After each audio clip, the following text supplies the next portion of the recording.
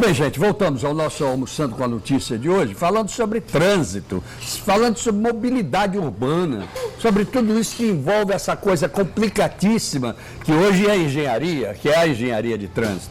Né? Então, o Detran, com o nosso querido Cacá à frente, fazendo miséria, mudando, sobretudo, uma política antiga que era aquela que dizia Detran, ali é covil de ladrão. E ele mudou mesmo, porque não é nada disso.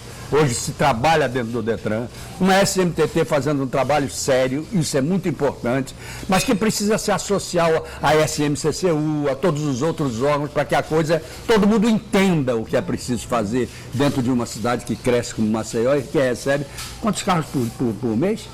Já chegamos a mês com mais de 2 mil carros. Mais de 2 mil carros dentro de Maceió. Olha, nunca falar seu microfone, por favor.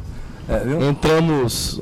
em alguns meses com mais de 2 mil carros. 2 mil carros. Não é brincadeira um negócio desse. Mas deixa eu voltar à sinalização turística e depois vamos para você. Que nós falávamos, a sinalização de modo geral, falávamos com o nosso querido Monteiro, Antônio Monteiro. Bom, é porque, como eu disse, a gente está à frente da Coordenadoria de Segurança do Trânsito, então me envolve a parte de engenharia de tráfego. Então, a nossa equipe de engenheiros do Detran está focada na questão dos projetos de sinalização do interior. É meta do governador Renan Filho de que a gente, até o fim do governo, conclua 80 projetos, né, 80 cidades de projetos de sinalização. Então, é aquela cidade que chega, por exemplo, eu acabei de vir da cidade de Rio Largo, então você tem dificuldade de sinalização, de estacionamento no trânsito, a determinação de pórticos, determinação de sentidos de via, de locais de retorno, você não tem definição do ponto de parada de van, de ponto de parada de táxi, então com isso você gera todo um tumulto ali na cidade. Certo. E como a gente coloca assim, na hora que a cidade ela é viva, né? Ela precisa se movimentar, então na hora que você ordena o trânsito, você tem a questão de sensação de segurança, a população sabe que ali tem a presença do Estado, né? Com o policiamento, com as SMTTs locais, você tem um comércio que funciona, porque o cliente consegue estacionar, o cliente consegue circular pelo centro, e com o resultado você diminui o número de atropelamentos, você diminui o número de acidentes de trânsito, e com isso você economiza também na saúde pública, mesmo na questão municipal. Você dá à cidade uma aparência de modernidade que ela precisa. Em geral, eu até complemento o que o Antônio Monteiro coloca para dizer que a cidade não é feita para carros, a cidade é feita para as pessoas. Para as pessoas, sem dúvida alguma. A cultura de que o carro tem que dominar todo o espaço, tanto que o Detran de Alagoas, de forma inédita, o ano passado colocou para a banca examinadora 5 bicicletas estáticas com 5 manequins, para que o condutor entendesse que o ciclista faz parte do trânsito. Perfeitamente. Aí está vivendo em Maceió grandes questionamentos e grandes desafios com relação a como inserir o ciclista nesse contexto. Até na Fernando de Lima há um projeto que eu torço que ele consiga concluir, que é colocar uma pista de ciclista no canteiro da Fernando de Lima. O cidadão sair da Praça Centenário e chegar até a Polícia Rodoviária Federal, aquele espaço. Por quê? Porque os acidentes são recorrentes. A via é a mesma de 30 anos atrás, só que a população de carro aumentou em quanto? Hoje o estado de Alagoas tem 780 mil carros. Então você imagine que estresse não gera, e o mundo hoje é acelerado, está todo mundo agoniado, porque a pressa, é o corre-corre, e nessa brincadeira termina acontecendo sempre o que? O acidente, quando não uma tragédia, principalmente com motociclista. Tanto que o Detran de Alagoas, quando os faz... Eu acho absolutamente ousados e provocadores de acidente. Não tenha dúvida. Por quê? Porque eles têm um manejo de mais rapidez, e nesse mais rapidez eles fazem manobras bruscas. Exatamente. O Detran de Alagoas está agora fazendo monitoramento pela pontuação da CNH. O código é muito claro, quando diz com pontuação acima de 20 pontos, tira a carteira dele de circulação e ele fica um ano sem poder dirigir. Então nós estamos fazendo esse trabalho também de forma inédita no país, porque os Detrans não têm estrutura para isso, mas a gente botou isso como uma prioridade de foco, justamente para ter o efeito pedagógico. Na hora que o usuário vai receber uma carteira dizendo que ele está um ano sem poder dirigir, porque durante um ano ele atingiu mais de 20 pontos, isso dá uma mudança de comportamento enorme. Então todas essas blitz, quando se senta numa mesa como essa para debater trânsito, se debate também a conjectura do que a gente quer hoje para um trânsito seguro. Eu vi uma reportagem do ministro de Transporte na Holanda que ele vai todo dia de bicicleta trabalhar. É verdade. O chefe de gabinete dele vai de trem. Então você veja que é uma cultura para o carro ser uma exceção, não a regra. Aqui eu venho pela Fernando de Lima, fico horrorizado de ver cada carro com uma pessoa dentro. E aí eu conto 10, 12 carros, veja, cada pessoa dentro. Se fosse qualquer outro lugar do mundo, era 5, 6 pessoas no carro, justamente por quê? Porque tirava de circulação aquela história. Entretanto, numa cidade como a nossa, se ela tem uma política de trânsito focada, como o Tássio muito bem fez, pela experiência que ele tem na Polícia Rodoviária Federal, mas agregando tudo isso, as parcerias ajuda muito. O Batalhão de Trânsito tem sido um grande parceiro da Prefeitura, porque ele traz o efeito pedagógico da manutenção do cara andar certo. Por exemplo, um cidadão estava há 15 dias atrás em cima de uma calçada na porta de uma escola. E o Batalhão de Trânsito foi lá e fez a autuação. E foi uma discussão, filmaram, porque hoje em dia se filma, tal, filmaram. E eu fiquei perplexo de ver a ousadia e a arbitrariedade do cidadão, porque tinha uma sensação de que era uma autoridade, achando que estava acima do bem e do mal e que aquilo podia fazer essa conjectura. Quero com isso dizer, 200 mil carros, Geraldo, estão com inadimplência, IPVA e licenciamento 200 mil? Desses 780 mil, 200 mil estão atrasados. Qualquer operaçãozinha que se faça, o depósito do Detran não consegue mais receber nem o cheiro do carro, porque já está lotado. E para a alegria nossa, a mudança de comportamento se deu por uma cultura também, que é a essência daquilo que a gente quer, igualdade para todo mundo. O depósito do Detran, se você for, tem Land Rover, o depósito do Detran tem Audi, o depósito do Detran tem Marajó também, que já saiu de circulação há muito tempo, porque o cara foi pego. Claro. Mas há uma cultura de igualdade. Então essa concepção é o que mais está sendo válido para a minha gestão, onde eu agradeço muito a esses senhores que estão na linha de frente das operações através do Detran na Lei Seca, de que não existe carteirada, não existe patente, o que existe é o fato. Isso é muito importante, o negócio da carteirada é muito importante. Na hora que o cara entende que não adianta, aí é outra história. Fora do trânsito, mas no trânsito ele é usuário, é um cidadão comum. Deixa eu conversar com o Mel, nosso querido Carlos Roberto Mel, que era o seu chefe de gabinete. Isso. E hoje é o coordenador jurídico. Tudo bem? Pega o microfone, por favor, Mel. Tudo bem com você? Tudo bem, que bom receber você aqui, viu? Prazer enorme. Me conta uma coisa. Você agora, como coordenador jurídico, o que mais existe de problema dentro dessa área lá dentro, em relação a multas, em relação a acidentes, em relação a quê? Passamos uns 6 meses na chefia de gabinete, onde tinha uns 8 mil processos, nesses 6 meses passou por dentro da administração, e assumimos há quase 3 meses a coordenadoria jurídica. Essa questão que estamos falando de alcoolemia, todas essas apreensões que ocorrem, é importante a população saber, e com 48 horas, 72 horas, essas carteiras são devolvidas aos condutores. Esse mês agora do Carnaval, o Detran fez uma operação padrão, onde de sexta-feira até a quarta-feira foi feito um plantão das 14 às 17 horas para devolver essas carteiras ao pessoal que foi apreendido. Após essa apreensão, o pessoal entra com recurso na CCI, certo? E havendo realmente... E a CCI? A CCI é o setor onde recebe todos os recursos dentro do Detran. O setor preparado para isso aí e para fazer o julgamento através da JARE. Onde o processo se inicia, o processo de multa, o processo de ampliação para a defesa, tal, se inicia ali. Após a JARE, se realmente for coincidente, vai para o órgão, uma definição que é o CETRAN. É ele quem define a última instância, onde você pode, onde esse procedimento, através de publicações, de prazo e tudo, ocorre na faixa de uns 8 meses, mais ou menos. Bom, como é essa questão, eu não vou chamar de disputa não, mas já estou chamando, viu, Tássio? Mas como é essa questão que está aí em evidência, de quem pode multar, quem não pode multar, a SMTT não pode mais, o Detran não pode entrar na área da... Como me conta esse imbróglio? A regulamentação, ela se dá sob a jurisdição da qual a repartição pública tem autonomia. O Detran tem sobre uma política de trânsito no Estado. E na hora que é vingada, na hora que tem como regulamentação uma secretaria ou uma superintendência de transporte municipal, essa competência ela é afastada do Detran, uma vez que aquela instituição, aquela edilidade tem uma competência.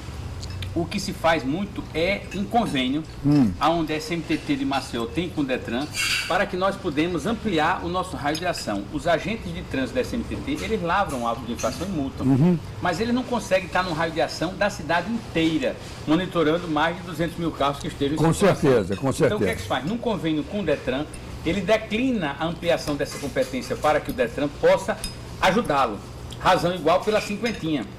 Veja que essa famigerada problemática da cinquentinha gerou uma mudança de comportamento no condutor há um ano, praticamente em julho do ano passado, quando passou por uma normatização a exigência do documento e da carteira do motorista. Certo. E havia uma interpretação de que, em havendo a SMTT autonomia para isso, o registro desses ciclomotores tinha que ser na base deles.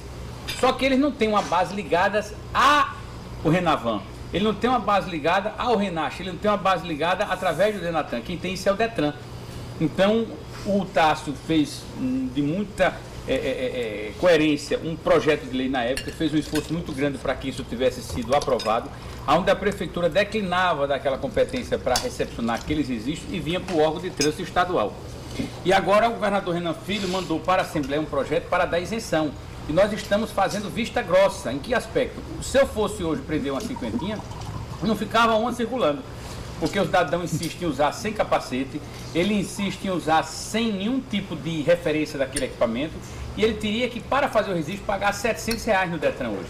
Então, como isso reflete um ambiente de cunho social, mas também de responsabilidade, eu, enquanto diretor do órgão, não posso impor ao cidadão essa despesa. Se o próprio governo tem um interesse também em facilitar a vida dele. Por quê? Porque a regra do jogo mudou quando ele já tinha esse equipamento. Todo mundo que usava o 11 migrou do 11 para a cinquentinha, porque era barato e facilitava a vida dele. Mas hoje, se ele comprar uma cinquentinha? Hoje ele vai ter, no máximo, até o final de março, fazer o registro. Por quê? Se ele for registrar hoje no Detran, ele vai gastar R$700. Certo. Se ele esperar para março, ele vai gastar R$32. Então, obviamente que eu estou passando vista grossa, porque se eu estou tomando essa medida a partir de março já, eu não vou penalizar o cidadão. Mas eu quero dizer que estes que andam na cinquentinha insistem na imprudência e na irresponsabilidade. Por quê? Porque ele anda de chinela, ele anda sem um capacete. E mais grave, Geraldo, quando ele há uma colisão ou um atropelamento, o DPVAT não indeniza. Porque como ele não está registrado na base de dados, o DPVAT não pode estar. Tanto que eu quero esclarecer aos seus telespectadores e a você, de que esse projeto de lei que nós encaminhamos através do governador Renan Filho da Assembleia, ele dá isenção do primeiro emplacamento, do primeiro licenciamento, do IPVA, da vistoria, mas o DPVAT não tem como ele não pagar. Perfeito. Porque o DPVAT é uma situação que é a seguradora líder. Não, ali é diferente. Para justamente vir indenizar as vítimas. Exatamente. Aí é o seguro, vamos chamar de universal quase. Exatamente. Né? Obrigatório, mas eu digo universal porque atinge a todos mesmo. Não tem como você dar isenção. Agora, quando você trata essa questão da competência e tal, o que é que o Detran está fazendo? Avocando toda uma sistemática de cumplicidade. Por exemplo, nós fizemos um convênio com o IMA. Aí você diz, o que é que o IMA tem a ver meio ambiente com trânsito? Tudo! Nós amanhã estaremos numa operação em conjunto com o IMA para tirar de circulação bugs que insistem em andar à beira da regulamentação que é sobre a praia, atropelando gente. Quando não, você viu até uma reportagem que foram milhares de tartarugas atropeladas nos últimos 6 meses, dando conta dessa movimentação. Então, o Detran, ele está absorvendo esses parceiros justamente para promover situações, a exemplo de Maragogi. Existe um projeto de lei que Maragogi está sendo aprovado, que vai regulamentar o ir e vir dos bugueiros. E o prefeito, por um excesso de zelo, mandou o projeto de lei para o Detran. Nós estamos com a nossa equipe técnica formalizando isso para poder devolver e ver se a Câmara aprova. Por quê? Porque na hora que você põe ordem, mas na hora que você estabelece limites, aí, meu amigo, fica uma facilidade para todo mundo. Sem dúvida alguma. Acho que na vida tudo tem que ter limite. Né? Essa questão, eu fui até áspero na hora que falei sobre a questão do motociclista. Eu não vou dizer que todos são. Mas 80% dos motociclistas que você encontra no trânsito junto com você são os verdadeiros loucos, os alucinados, que passam entre os carros, cortando, fechando. O motorista de carro tem que ter o triplo da atenção. E você veja, Geraldo, quando você fala do motociclista, a média no Brasil é de 22 pessoas para cada 100, para cada 1000, para cada 1000, 22 pessoas com acidente de motos. Vou dar um exemplo, Arapiraca, está com 25 hoje. Se você for para o Japão, é 3. Sim, lógico. Então você veja o que é a cultura. Claro, e aí, claro. Naquela história da sinalização, como um mecanismo, um instrumento também de que o Estado é negligente. O condutor, ele leva sempre aquela mancha de ser o irresponsável, mas o ente público, ele tem uma corresponsabilidade. Nós falamos daquela história da estrada, nós falamos agora uma sinalização. Você nunca foi a Gravatar, uma hipótese. Aí você entra em Gravatar, não tem sinalização nenhuma. Como é que você sabe que aquela é preferencial? Claro. Aí vem um motoqueiro lá, bate em você. E aí? Quer dizer, então o Estado também é responsável. Quando foi feita essa duplicação para quem vai à Barra de São Miguel, que corta ali pelo Francês, O filho do secretário Alves Vasconcelos foi atropelado e olha que o homem era aeromane, fazia ciclismo, nadava, fazia tudo. E não tem uma ciclovia ali. Não tem nada. E olha que os atropelamentos são recorrentes. Então o Estado também dá causa muito a esse tipo de procedimento, que necessariamente o condutor fica como vítima numa relação mais fraca. A via expressa, me diga onde é que a indicação de acostamento. Não tem. Você vai de manhã, eu uso todo dia a via expressa para ir ao sede do Detran, e eu vejo milhares de ciclistas andando ali, mas são trabalhadores que precisam daquele equipamento para ir trabalhar, e ele vem justamente para economizar no ônibus. E cadê? Então, tudo também resulta na necessidade de que a integração tem que ser a palavra de ordem. Aí cabe a nós, enquanto gestores de órgãos públicos, fazer a zoada, fazer o chiar para que isso venha de forma contundente, mas de forma eficaz para trazer... Vocês acham que seria possível, a pergunta é para todos, seria possível existir uma faixa para o motociclista? Só não há espaço. Era o ideal. Veja que hoje o motociclista ou o ciclista, ele anda onde? O ciclista, ele anda na linha azul, com ônibus. Você vê direto uma situação dessa. E aí o nosso secretário aqui, Tássio, deve ver inúmeras ocorrências da bicicleta se confundindo com ônibus. Agora imagina um atropelamento por um ônibus, um ciclista. A possibilidade dele não ficar paraplégico é perto do zero, porque um ônibus daquele tamanho, passar uma roda daquela opção. Mas o problema é que o espaço é o mesmo. Então, isso é uma questão cultural, que a grande necessidade nossa é, como disse bem o Tássio, impor na lei um limite de quer seja multando, quer seja responsabilizando. Agora, os governos também têm que fazer a parte dele, quer dizer, desafogar esse trânsito, criando um mecanismo de válvula de escape. Quando eu digo a Fernando de Lima tem uma ciclovia pelo meio, porque ele vai estar onde? Nas laterais não pode. Então ele só tem um caminho, é no canteiro. Se ele fizer um projeto pelo canteiro, você vai pegar toda aquela turma que está andando aqui, que tem atropelamento, vai andar no meio da Fernando de Lima. Meu amigo, sinto muito, eu tenho 20 anos aqui em Maceió, 20 anos brigando por aquele canteiro. Só que não foi pensando no motociclista não, porque aí você briga com os ambientalistas, né? Violentamente por causa das árvores que tem lá. Mas eu acho que o prefeito, se tivesse vontade de resolver aquilo, já tinha proposto o aerotrem há muito tempo, que eu ainda chamava 20 anos atrás de monotrilho. Você fizesse dali da Praça Centenária até o aeroporto, o aerotrem, acabava o problema da Fernandes Lima, Tássio. Acabava. O problema de tudo isso é o custo, né? Todo o transporte de massa. Mas aí era outra história. O trilho é muito caro. Qual é a maneira de você fazer o monotrilho? Você vai começar com as companhias japonesas e dê a estrutura para elas se explorarem durante 30 anos. E acaba a brincadeira. Agora a gente aqui tem a subcultura do taxamento, do pedágio. A gente tem a subcultura do pedágio. Uma vez aí num programa se falou em pedágio, meu amigo, foi um Deus nos acuda. Mas sem dúvida o melhor transporte de massa realmente é no trem, é aquele que tem a maior capacidade. Vamos botar o VLT lá, né? Exatamente, é por isso que nós temos esse trabalho. Vamos esperar para ver o resultado do VLT ali ocupando mais espaço ainda. Aí é que está a história. Ocupando mais espaço ainda. Vamos ver o resultado. Correlacionado a ciclovia, que foi falada agora há pouco na Fernandes Lima, nós estamos já iniciando a primeira etapa dessa ciclovia. Já está inclusive a sinalização vertical, todas as placas já estão no local. Esse final de semana começamos a fazer a sinalização horizontal. A primeira etapa dessa ciclovia que vai vir do Eustáquio Gomes até o posto da Polícia Rodoviária Federal. Queremos inaugurar ainda no mês de março. À esquerda. Ela fica à esquerda. Ela fica à esquerda, onde antes era a via descendo, né, da BR-104.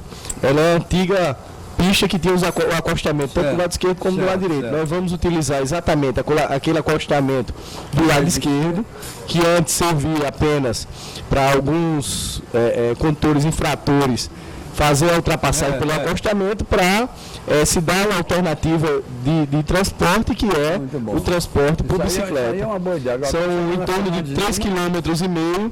O da Fernandes Lima já existe projetos para ciclovia, também até a Praça do Centenário. O trecho mais complicado é da Polícia Rodoviária Federal até o Hiper, mais ou menos, que tem uma grande drenagem que tem que ser feita ali. Você pode ver que é uma vala grande, que tem uma grande quantidade de água que escoa ali durante as chuvas.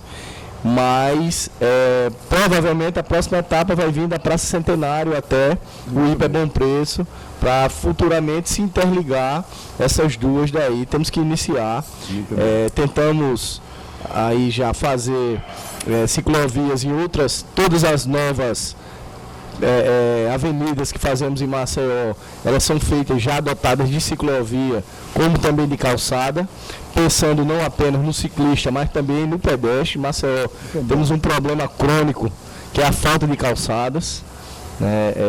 E é talvez um dos aspectos que você mede o grau de desenvolvimento da cidade, aquele espaço destinado para os pedestres. O deficiente aqui não tem calçada. Exatamente, exatamente. Não tem, não existe nada. Você vai numa calçada, ela eleva, daqui a pouco ela desce de novo, é uma loucura, fora os buracos, né?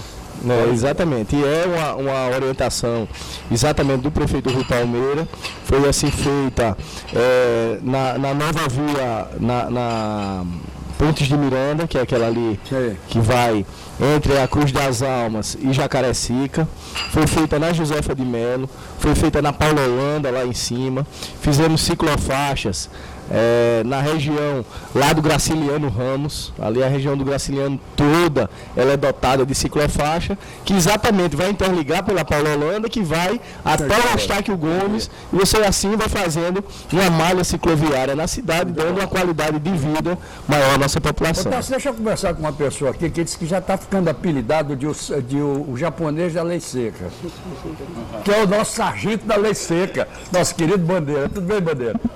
Boa tarde. Tudo bom com você? Tudo bem. Mas eu soube que você é o japonês da lei seca, é verdade? Diz que onde tem lei seca, olha o Bandeira lá. É uma cultura do povo. Não é brincadeira, não, é? Me diga uma coisa, conte um caso curioso que tenha acontecido já nessas... A não ser o do juiz, que já está sobejamente conhecido, o que você tem encontrado assim de mais curioso e mais desagradável até? A nossa maior dificuldade é a missão com policiais, na operação. Com policiais? Tanto civil como militares. Terça-feira nós estávamos em Murici, na Festa do Azul, e teve um policial civil que veio dar uma carteirada, porque o filho dele estava conduzindo embriagado. Foi feito todo o procedimento que tem que ser feito. E quando foi liberado o veículo, ele veio me chamar de corrupto. Eu dei voz de prisão e conduzi para a delegacia. Quando você foi chamar a atenção, ele chamou você de corrupto? Chamou de corrupto. Policiais. Quer dizer, de onde tinha que partir o exemplo? Nossa obrigação é fazer cumprir a lei. Agora, esses policiais que você deu voz de prisão, ele levou para a prisão, e depois disso, chegaram lá e receberam as benesses da... Foi todo o procedimento legal. Aí vamos ver daqui para frente como vai correr, né? Porque na verdade nós temos um secretário de segurança que não é brincadeira. Justamente. Não está ali para brincar. Então eu acho que não vai acobertar coisas desse tipo. O doutor Alfredo dá muito apoio à lei seca. Não estou falando só de lei seca, não. Eu agora falei foi da carteirada. Vida de policial. Não podia acontecer numa operação como essa. A pessoa que tem constrangimento. Constrangimento é pra gente que está fazendo a operação de noite, de madrugada, e vê o cidadão dar uma carteirada e quer ir embora. Exatamente. Deixa eu levantar um problema com o meu amigo Alcântara, inspetor Alcântara, que é da Polícia Rodoviária Federal. A Polícia Rodoviária Federal está sem fazer concurso há algum tempo, não está? 2 anos. 2 anos? Então não há falta de efetivo? Efetivo, todas as instituições elas têm essa necessidade. Certo. E a Polícia Rodoviária Federal também não é diferente. Né? Hoje nós temos um déficit em torno de 50 a 70 policiais aqui no estado de Alagoas. Então, assim, muito pouco. Nós temos deficiência. A deficiência. Isso. Qual é o efetivo? Hoje está próximo de 200 policiais. 200? Está perto. Bom, então, por que eu perguntei isso a você? Como eu ando muito, e aí você passa pelas estradas, você passa pelos postos policiais da polícia, e não vê ninguém. No dia que eu vi um, eu vou jogar na Mega. Vou perguntar qual é o número da identidade dele para jogar na Mega Sena. Porque eu não consigo ver, sinceramente. Eu não viajo pouco, não. É bastante. Se fosse assim, eu fiz ali uma viagemzinha de recreio e levei de 6 meses para fazer. Não, a minha mulher chegou ontem de Recife, eu tinha chegado anteontem e estou indo para Recife agora. Então eu ando para cima e para baixo e vejo as coisas. Não tem fiscalização nas estradas. Como é que você resolve isso, meu amigo? Olha, a Polícia Rodoviária Federal, ela está distribuída em postos de fiscalização. Mas, além dos postos de fiscalização, nós temos as rondas que são volantes. Né? Então, assim, dentro do efetivo que nós temos, nós fazemos as programações, os planejamentos, e as viaturas, elas não abordam necessariamente na frente do posto, certo, mas em pontos determinados. Muito em bem. Pontos. Então, vamos lá. A lei, se não me engano, foi mudada no sentido da faixa dupla. Tá? E minha mulher está assistindo o programa hoje aqui, não me deixa mentir. Eu sou um chato para ultrapassagem. Sim. Eu não ultrapasso se eu não tiver absoluta certeza, não é verdade, de que eu possa ultrapassar. Perfeito. E muito menos numa faixa dupla. Perfeito. Mas eu não vejo. Como é que está a fiscalização? Tem aqueles radares soltos para isso? Porque a multa vai lá em cima. Então, se não me engano, 900 e poucos reais, não é isso? Assim, quando se fala que não tem fiscalização na Polícia Rodoviária Federal, passa-se a sensação que as viaturas não estão no trecho, que não existe a presença da Polícia Rodoviária Federal nas estradas. Nós temos hoje, assim, só como exemplo, nós temos nos nossos pátios hoje quase 2.000 veículos retidos. Então, desses veículos retidos são frutos de fiscalização da Polícia Rodoviária Federal. Quantos retidos? Quase 2.000 veículos nós temos nos nossos pátios hoje. 2.000? 2.000. Em Alagoas. Então, são todos frutos de fiscalização. Você desmente tudo que eu acabei de dizer. Sim, mas eu estou falando que eu conheço a nossa realidade. 2.000 veículos apreendidos pela Polícia Rodoviária Federal. Então, para você ter uma ideia, só nesse período de fiscalização do carnaval, da sexta-feira até a quarta-feira, em 6 dias, nós realizamos mais de 1.000 testes de etilômetros. Nós fizemos quase 1.000 autuações de excesso de velocidade. Olha que beleza, que por isso que eu provoco. Eu provoco para que dê a oportunidade de vocês dizerem as coisas. Então a Polícia Rodoviária Federal, ela está nas rodovias, né? Certamente que em muitos dos momentos você não vai encontrar, em todos os lugares vai encontrar viaturas fiscalizando, mas a polícia está trabalhando, está nas rodovias, tanto é que nós temos... Eu vou até deixar você tomar fôlego e eu também vou pedir os comerciais. Mas vamos com o assunto logo depois. Tá bom, mas lembrando a vocês assim, vai ser rapidinho só. O Riacho Doce Beach Residence, 303 apartamentos voltados para o mar. O Ecoprime, que é aquela loja ali da Deputado Zelage, onde você gasta meio litro de água e seu carro sai novo de fábrica, certo? A loja da Algás Conforto, no Passeio Estela Maris, vai lá para saber que gás não foi feito só para fogão. A Bodega do Sertão, você estar no sertão, 70 pratos quentes, uma maravilha, coisa gostosa mesmo. E o filé do Zezé, olha, o filé do Zezé tem 32 anos, não é a casa filé do Zezé, não. É o filé do Zezé, foi criado há 32 anos, com o queijo em cima. É um negócio assim de maluco que vale a pena. E o buffet da Isabel Pinheiro, que sem dúvida alguma é o buffet do estado de Alagoas. Voltamos já.